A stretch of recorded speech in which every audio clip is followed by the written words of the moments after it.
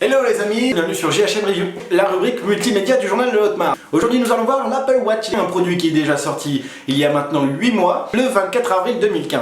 Apple nous avait mis l'eau à la bouche avec sa montre, et donc nous allons tester aujourd'hui, rien que pour vous, cette petite montre. En ce qui concerne le coffret, eh bien on retrouve le câble magnétique de 2 mètres, une distance assez longue qui peut rejoindre Paris-Brest. C'est plutôt bien. Puis à l'intérieur du coffret, on retrouvera l'Apple Watch, un adaptateur secteur, un guide de démarrage et 2 bracelets S, M et ML pour toute taille de poignet. Nous allons voir donc tout de suite ses caractéristiques. Il faut savoir qu'il y a 2 grosses variantes, l'écran de 38 mm ou l'écran de 42 mm. Nous avons un boîtier en alu qui est là donc pour alléger la montre, un verre résistant en ionique, j'ai du mal à le prononcer, ionique. Un écran Retina Force Touch où on va pouvoir faire des petits dessins, des petits cœurs. La montre Apple Watch est l'une des plus performantes en ce qui concerne la qualité de l'écran. Un gros point fort, le cardio-fréquence-mètre et puis l'accéléromètre et le gyroscope. Ces 3-là nécessaires donc à votre bien personnel, pour la santé, c'est pour le sport, c'est super. Apple a mis dans cette petite montre des haut-parleurs et un microphone pour écouter la musique directement depuis la Watch ou encore recevoir des appels. Voilà qui est plutôt pas mal et plutôt utile. Nous allons donc avoir bien entendu le Wi-Fi puis le Bluetooth 4.0. Apple donc annonce 18 heures d'autonomie et elle est bien entendu résistante à l'eau. Voilà, le chapitre des caractéristiques est donc clos. Nous attaquons tout de suite les points positifs. Le premier pour moi serait l'accompagnement sportif, et oui, Apple avait vraiment insisté là-dessus. En matière de santé, l'Apple Watch est l'une des meilleures. Le cardio-fréquence-mètre est donc pour moi l'une des pièces maîtresses. Il viendra donc compléter vos statistiques sportives pour un peu plus de fiabilité. L'app Activité est pour moi un point positif aussi, car une app qui m'invite à me lever toutes les demi-heures pendant au moins 1 minute afin d'éviter d'avoir le cul de Kim Kardashian, ça j'achète. Et oui, c'est donc quelque chose de très pratique. Vous allez donc pouvoir vous donner un objectif de calories à perdre par jour et un objectif d'exercice physique au moins 30 minutes par jour. Voilà de quoi vous remettre en forme. Le deuxième point positif pour moi reste aussi la batterie et le rechargement. Je serai sûrement le seul à vous le dire, mais avec une utilisation moyenne simplement en checkant ses mails, réponse aux SMS, utilisation de Siri, WhatsApp, calendrier ou encore météo, je peux parfaitement tenir jusqu'à 2 jours. Nombreux sont ceux qui critiquent l'autonomie de la batterie. Je vais leur répondre tout simplement en leur disant qu'Apple avait annoncé initialement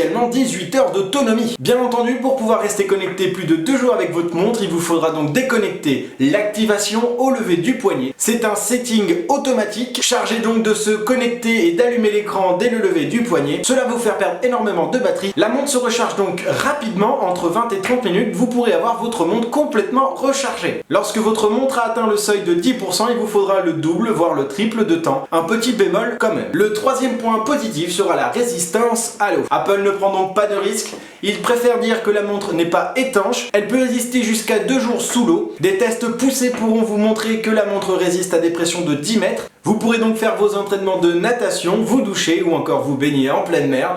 La montre résistera parfaitement, mais Apple préfère rester prudent et affirme tout de même que sa montre n'est pas étanche. Le quatrième point pour moi des plus positifs, c'est rester connecté sans pour autant avoir le téléphone dans la main pourra vous sauver de situations délicates avec votre petit ami qui affirme que vous passez toute la journée avec votre téléphone. À croire que vous couchez avec. Les messages du chat Facebook pourront donc être répondus, tout comme les messages de WhatsApp. Voilà donc un point positif car au départ il n'y avait même pas d'application Facebook. Allô quoi. Les mails sont aussi de la partie, vous allez donc pouvoir les consulter. Je tiens à préciser tout de même qu'il vous faudra votre téléphone pour pouvoir approfondir la lecture du message. Les appels peuvent être aussi gérés par la montre. Vous parlerez donc à votre montre, le poignet élevé au niveau du visage. Vous passez vraiment pour quelqu'un de loufoque.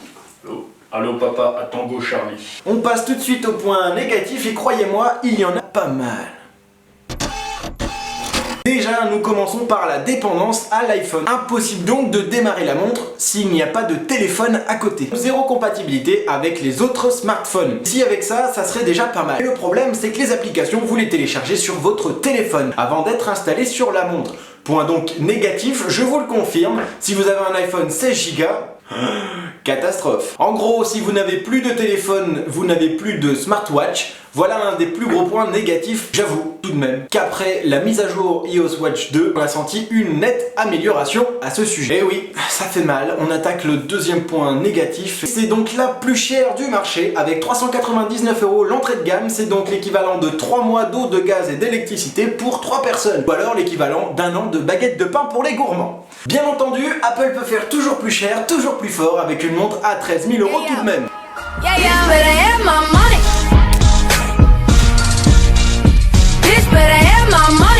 Bon, pas de panique, il existe une middle gamme à 649 €. Nous attaquons donc le troisième point négatif, la fragilité de l'écran. La main se balade partout, donc des petites rayures sont donc à prévoir sur l'écran ou encore sur les côtés en alu. À 399 €, je vous avoue que lorsque vous la faites tomber, vous n'avez plus qu'à... Vous n'aurez que vos yeux pour pleurer. C'est pourquoi je vous invite fortement à acheter un petit écran protecteur pour protéger des chocs, des rayures. Et croyez-moi, elles sont fréquentes. Avec un monde où la vitesse est donc au rendez-vous sur les téléphones ou encore les ordinateurs, votre montre vous ralentira. Et oui, votre montre a le pouvoir de vous hypnotiser. Vous allez voir la molette de chargement tourner, tourner et tourner. Dors-toi, dors. Dans les pires des cas, vous allez donc poireauter pendant 2 minutes que votre montre lance l'application. Parfois, il est donc bien plus rapide de sortir son téléphone de la poche et donc de déclencher l'application directement. En conclusion, nous avons un produit de qualité, mais qui ne manque tout de même pas d'énormes défauts. L'Apple Watch reste avant tout une montre, le design peut être discuté, mais dans l'ensemble, la montre reste agréable. Une protection pour l'écran reste nécessaire, à vous de juger l'utilité que vous aurez de la montre. Si vous êtes donc utilisateur d'Apple, je vous recommande ce produit. Cela vous apportera bien plus d'avantages que de désavantages. En revanche, tous les autres utilisateurs, par exemple ceux de Samsung ou Sony, je vous conseille de passer outre votre chemin. La montre ne sera donc pas compatible avec votre téléphone. Cette montre n'est donc pas faite pour vous. Il vous faudra un temps d'adaptation au système et l'interface de la montre, qui n'est pas forcément très simple, même pour un utilisateur d'Apple. Je reste donc d'un avis positif pour cette première édition de l'Apple Watch Sport. J'attends donc avec impatience la sortie du nouveau modèle qui sortira selon les prévisions avant la fin du mois de juin. La note finale sera donc de 3,25 sur 5 car nous avons mis un 3 pour le design, un 4 pour l'utilité, un 4 pour la durabilité, un 2 seulement pour la qualité et le prix. Et bien voilà, c'était Clément, j'espère que cela vous a plu, n'hésitez pas à vous abonner et à faire tourner cette vidéo à tout le monde sur Facebook et sur tous les réseaux sociaux. Au revoir et à bientôt sur JHM Review. A bientôt les amis.